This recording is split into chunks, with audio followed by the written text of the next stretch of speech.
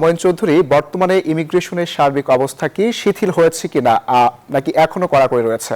শঙ্কর, বর্তমানে আমেরিকাতে যেই রকম ছিল সেই রকমই ধরপাকড় হচ্ছে। তবে মিনেসোটাতে যে কাহিনী হচ্ছে, যে ম্যাস ডিপোর্টেশন, যেটা অ্যারেস্ট করতো ডিটেনশন, এটা তারা এখান থেকে 700 এজেন্টকে তুলে নিয়ে আসছে। এখন মাত্র 2000 ওইখানে আছে, কিন্তু কার্যক্রম থেমে নাই। বিভিন্ন স্টেটে দেখা যাচ্ছে তারা ওয়্যার হাউসকে এখন এই যে ডিটেনশন সেন্টার তৈরি করার পরিকল্পনা করছে এবং এই হিসাবে তারা কাজ করছে। তারা এয়ারপোর্ট থেকে অ্যারেস্ট করছে, যারা ধরেন এই দেশে বৈধভাবে আসে নাই তাদেরকে এয়ারপোর্ট অ্যারেস্ট করছে, যাদের ক্রিমিনাল রেকর্ড আছে তাদেরকে কোথাও ধরা পড়লে ডিটেনশনে নিয়ে যাচ্ছে।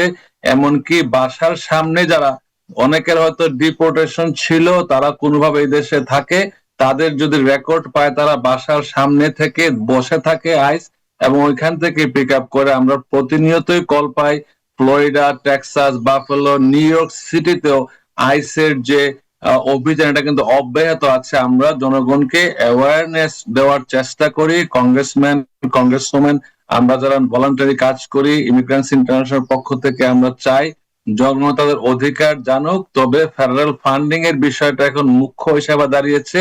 আপনারা ইতিমধ্যে অবগত হয়েছেন ফেব্রুয়ারি 13 পর্যন্ত যে ডিএইচএস এর যে ফান্ডিংটা থাকবে, ডিএইচএস, আইস আইস এবং টিএসএ এবং ফিমা, এগুলা ইমিগ্রেশনের ফান্ডিংটা থাকবে। এরপরে যদি নতুন ডিলের সমঝোতা না হয় তখন কিন্তু এটা আবার ওইগুলা ফান্ডিং বন্ধ থাকবে।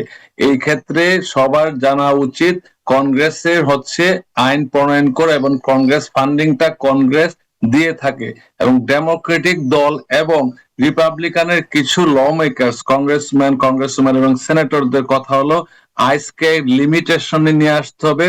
আইস যেন সিটিজেনদেরকে কোনো ধরনের হয়রানি না করে, আইস যেন মাস্ক ব্যবহার না করে, আইস যেন fully search and seizure, American fourth amendment rights হচ্ছে ইলিগেল সার্চ এন্ড সিজার, এটা যেন না করে।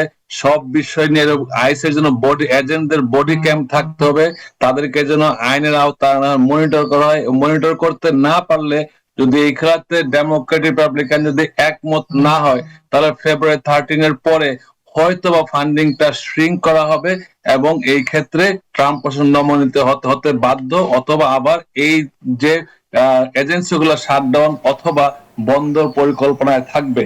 এবং এই ক্ষেত্রে সবাইকে অনুরোধ করবো, যারা এলপিআর, যারা লিগ্যাল পার্মানেন্ট রেসিডেন্ট আমেরিকাতে, তারা যদি কোনো ক্রিমিনাল রেকর্ড থাকে আপনারা দেশের বাইরে যাওয়া বিরত থাকবেন। কারণ ক্রিমিনাল রেকর্ড থাকলে তারা আপনাকে ইন্সপেকশন করার সময় যদি আপনাকে ধরা পড়ে, তারা কিন্তু ডিটেনশনে নিয়ে যায়, এবং এটা every time this is new entry.